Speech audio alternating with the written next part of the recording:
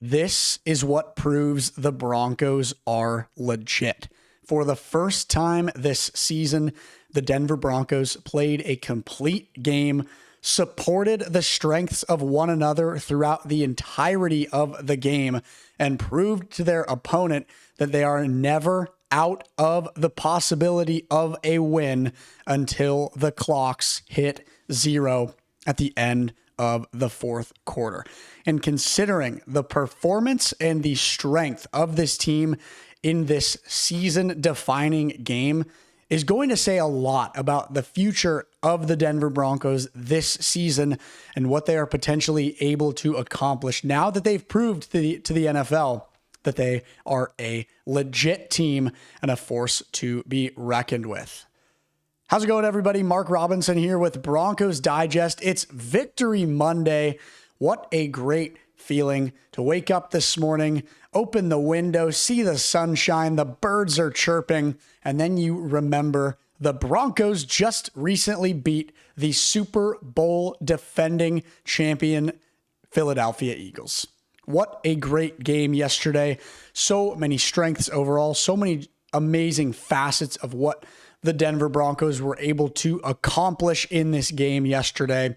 And not only are we going to break down what the Broncos were able to accomplish throughout yesterday's game, going specifically into some of the stats and some of the stuff that really provided them that win, but we're going to tie the conversation into what it means for the next few weeks as far as who the Broncos are facing in the weeks to come and whether or not they're going to be able to handle these opponents and get a very strong winning record and solidify themselves a strong place in the AFC West.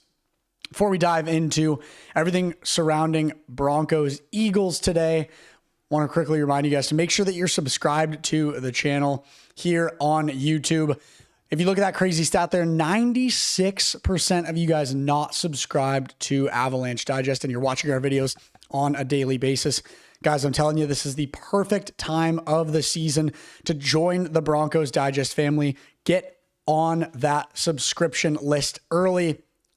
The Broncos just had arguably one of their biggest franchise wins in a few seasons. They're on the rise. They're heading to London for a nationally televised big stakes game. And I mean, we're going to be covering every single thing going on in the world of Denver Broncos right here on Broncos Digest. So what better time to join that community, join the channel here. So make sure that you're subscribed to Broncos Digest. We appreciate each and every one of you guys that is already subscribed and already supporting the channel. Cannot thank you enough. Without further ado, let's dive into the Broncos, who had a really insane win against the Eagles yesterday. It caught national attention across the entire league, and it essentially proved to everybody that doubted the Broncos that they are a legitimate franchise, a force to be reckoned with, and all they had to do was get themselves warmed up, get the gears turning, and once they were able to do so, they could beat the reigning world champions, the team that won the Super Bowl just this last year. Very exciting stuff for the Broncos. After trailing 17-3 heading into the fourth quarter, they turned it on. Every single facet of their game played 100% to its capacity, and it resulted in a freakishly amazing comeback win. So with that, let's dive into some of the specifics about this game, some of the strengths, some of the stuff that I saw that I think is worth noting about how the Broncos played, and just kind of tie the whole conversation together as far as how they were able to win that game, and more notably, what it means for some of the games that they've got coming up in the near future. Let's start with the conversation around the QB1, Bo Nix. 24 for 39 on the day, 242 passing yards, averaged about 6 yards per throw, had one passing touchdown. The other touchdown was from a J.K. Dobbins rush, as well as only sacked twice and also did not throw an interception, which I believe that is the first time this whole season that he was turnoverless throughout the game. But the biggest thing about Bo Nix's performance this last weekend that stood out to me is what he was able to accomplish in the fourth quarter. Kind of hard to read. I know it's a little small. Apologies. But Bo Nix in the fourth quarter yesterday was 9 for 10 with, I'm having trouble reading it too. 126 passing yards, a touchdown, and had 3 straight scoring drives. He was 3 for 3 on getting points on the board for the Denver Broncos. And that was the reason that they were able to win that game. He was a primary force and a primary factor in the Broncos charging back and finding a way to work out the kinks, put the mistakes in the past, and come back and win a massive, like I said, season-defining game against the Philadelphia Eagles. So a really strong game from Bo Nix. And I think the most notable part of Bo Nix's game, and it ties into these fourth quarter stats, I would say the best single word to describe it is resilience. Despite the fact that, maybe had some struggles in the early parts of the game, weren't able to generate a ton offensively, he stayed in it. He stayed confident. He found his groove, and he played a pivotal role in the Denver Broncos getting that win against the Philadelphia Eagles. So really good job to Bo Nix. I think that this is a very promising reality looking forward, not just to the rest of the season, but for the next few years with this guy being our, considerable franchise quarterback.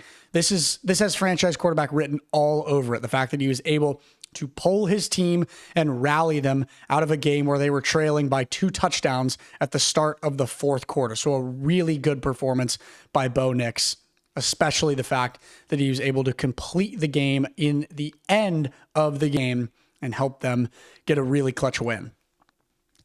Another thing I want to take a look at is the Denver receiving, and more notably, the depth that was shown across the field and across everybody that contributed to the fact that the Denver Broncos were able to pull themselves out of a tough deficit and get a huge win. Let's start at the top there, taking a look at the wide receiver one, Courtland Sutton. He was seeing the ball a ton.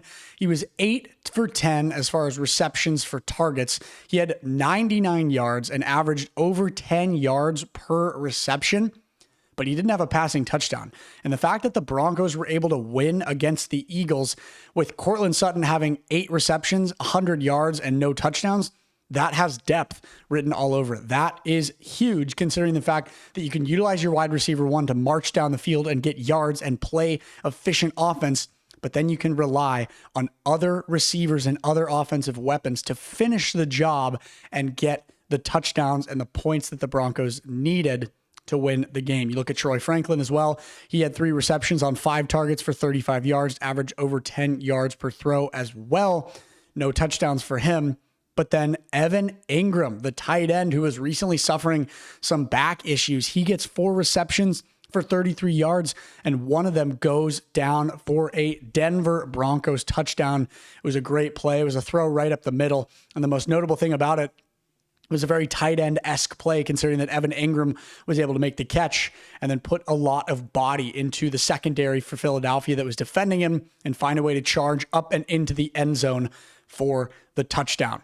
And then you look at RJ Harvery, who had 3 receptions as well. Marvin Mims had 2 receptions, 36 targets across a bunch of different wide receivers and tight ends and, running backs who are running short screen routes right in, the first few yards of ahead of the line of scrimmage. This is the definition of depth for offense in football.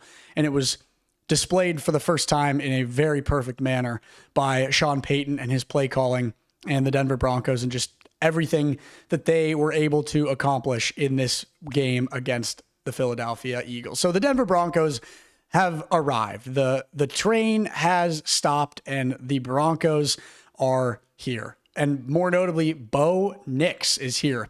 When we needed him the most, he went 9 for 10, 127 yards, and a touchdown in the fourth quarter against the best team in the league. You can, make your argument that other teams might be the best, but statistically speaking, and based on the NFL power rankings, the Eagles came into this game at number 1 in the NFL. And the Broncos stepped the heck up and gave them their first loss of the year at home and broke a ridiculously long home winning streak. And like I said, that was all thanks to the likes of Bo Nix, who put up a very strong performance and helped propel the Broncos into a winning record for the first time since beating the Titans in week 1.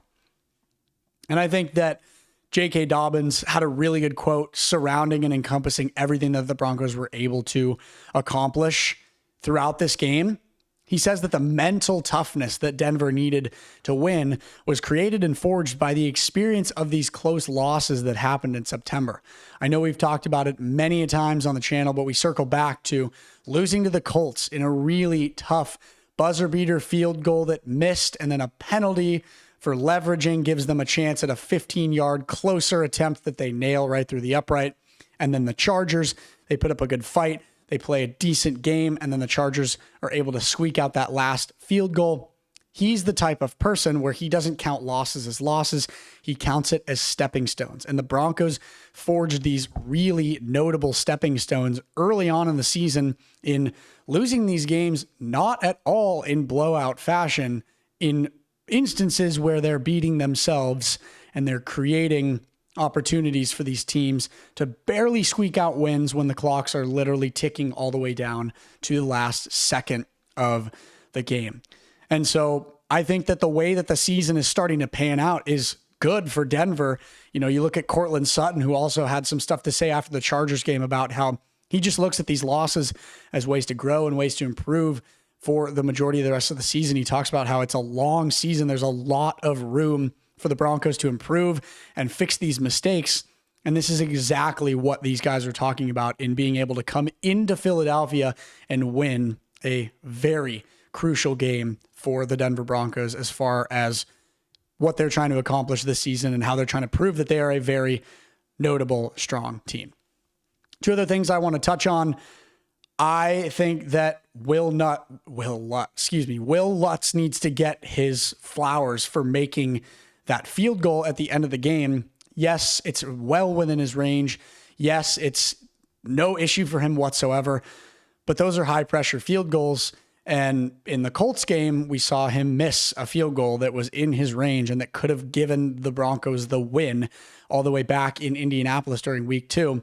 Even though it was a gimme and even though it's, expected of him to make that field goal, Will Lutz 100% needs to be recognized for coming into that very high pressure situation and finishing the job for his offense and his quarterback. They were able to get into a really good scoring position, weren't quite able to squeak through the Philly defense again, and Will Lutz opens up the scoring and makes it a more than 3-score game in which Philly can't kick a field goal to tie it or win it. So that was massive from Will Lutz.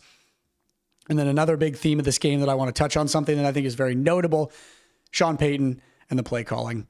Sean Payton elected to go for 2 after the Broncos scored that second touchdown. And I've got to say, winning coaches make winning ballsy plays. And that was exactly what Sean Payton decided to do. I'm not going to lie. I'm not going to pretend like this wasn't my emotions. I was terrified and quite frankly pissed when I saw that he was going for 2, but I shouldn't have been pissed. I should have trusted that we have a winning coach who's confident in his offensive depth and his offensive ability to play call an efficient in scenario play. And that's exactly what they did. And they were able to get the 2-point conversion. And that was also, in my opinion, a game-winning play for the Denver Broncos. So just all around, a lot of really good strengths going on after this game, thinking about what's next. So with that, let's talk a little bit about the AFC West. And now that we're deep into the season and things are starting to set in reality-wise, let's talk about how the AFC West is looking and what we are expecting moving forward. So the Chargers obviously got off to a historic start. First time they were 3-0 in over 20 years. They have been humbled, to say, in the last 2 weeks. They lost to Jackson Dart and the New York Giants. And then this last week, they had a good game and put up a good fight against the Washington Commanders, but weren't able to squeak a win out of there as well. So after a historic start, the Chargers kind of back down to reality. I mean, after the Broncos had a rough few weeks, now these two teams are essentially right next to each other in, expectations and skill.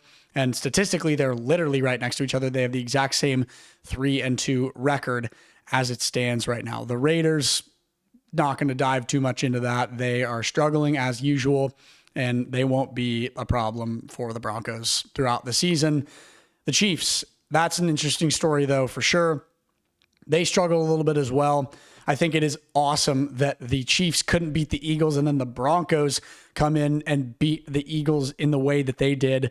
That shows a lot about the ability of this team and the confidence in this team. Very exciting stuff for the Denver Broncos, considering the fact that they were able to beat a team that the Chiefs weren't able to beat. But the Chiefs did have a very strong win over Baltimore last week, and they are on the primetime stage tonight, Monday Night Football. And what they will be able to accomplish against Jacksonville is very notable, and that's definitely something to consider for tonight's game. And that's going to say a lot about, the future of what's going to happen in the AFC West. The Broncos have played the Chargers once. They haven't had any other AFC West matchups as it stands right now. They've got the Raiders on Thursday Night Football in a few weeks here, and then they'll have the Chargers one more time and the Chiefs two more times. And I think that some of these next few games in the next few weeks for the Broncos will get them fully primed and ready for these AFC West matchups, which brings us into our next talking point. What do the Broncos have coming up, and what should we expect based on this win in Philadelphia? So if you didn't already know it, the Broncos got on a plane from Philadelphia and went straight to London. They are already in Europe for their London game against the New York Jets. Personally, love this move from Sean Payton. Get them there early, get them adjusted and accustomed to being in another country, the time zone, the different environment. Get them dialed in that regard. That is, I think, a very game time money decision by Sean Payton. Love that from him. I don't want to get too confident, but I don't think the Broncos will have too much of a problem with the New York Jets. I think the biggest theme for this game is don't get cocky, don't get ahead of yourself. You have to have the same mindset heading into these games as you have for going into opponents that you don't know if you can beat. You have to go in with the we want to win mindset, and we have to go in with the we are the best team that we are throughout the entire season right now after such a dominant win, and we need to keep that going, and we need to keep doing it looking forward. And then after that, you've got the New York Giants. This is kind of an interesting one as well. There's some inconsistencies on this team. I mean, you saw them come out and have a very dominant win over the Los Angeles Chargers a few weeks ago, but then they did not look very good against the Saints this last week. So I think that once again, the Broncos need to not worry about necessarily who they're playing. Obviously from, a film and an approach standpoint, yes.